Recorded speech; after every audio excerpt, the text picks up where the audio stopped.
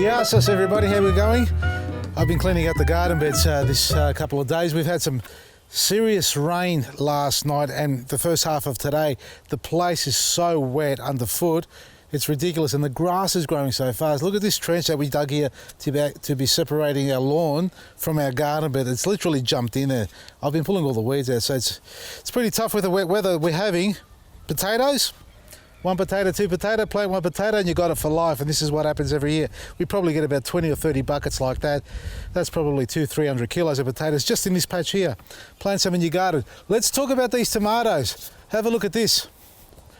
Look what I discovered. Well, not discovered, but realised that as the seasons go by and each year progresses and we plant again, I don't know if it's the sun that's become a lot harsher because the plants are burning up.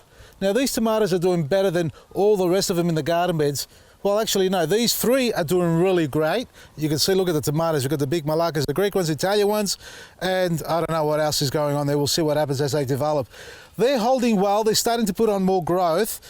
But over here, planted at the same time, these ones down here, this side here, look at it, completely stripped off its leaves. No foliage on it at all. Every time it tries to grow, we get a burst of hot weather. It cooks it, so it's not the soil, because I've grown some really grouse tomatoes down in here in the past years.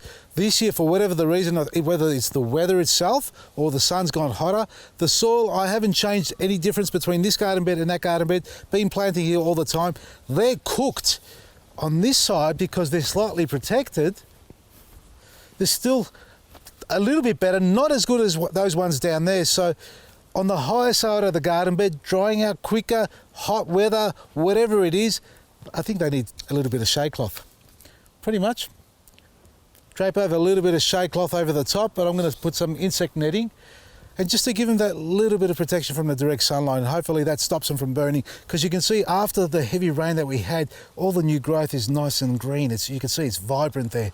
As soon as it goes away and the hot weather comes out, these suffer. So we're going to give them a little bit of shade, cool them down a bit, and keep them well hydrated, and hopefully they recover. So let's drape some insect netting over the top. What you're looking at here is insect netting, folks, rather than bird netting. And I've got it folded in half because it's 6 metres by 6 metres. And I'm going to raise it on this side because this is the morning sun, so we can get plenty of sun inside here and a bit of protection in the afternoon. And let's see if we can bring these plants back to life, eh? All we're going to do is just peg down the sides and that's it. So if you're having problems with your garden and your veggies burning up from excessive heat, a little bit of shade cloth or insect netting or even bird netting, if that's what you got in the shed, drape it over the top. At least you can give it some protection, cools it down, plants perform a little bit better, and hopefully you get a nice production out of it at the end of the day. Check out our website, vasilisgarden.com. We've got some great black grit specials running this weekend and a great discount as well. Check it all out at vasilisgarden.com. From me, Vasili, Maresi.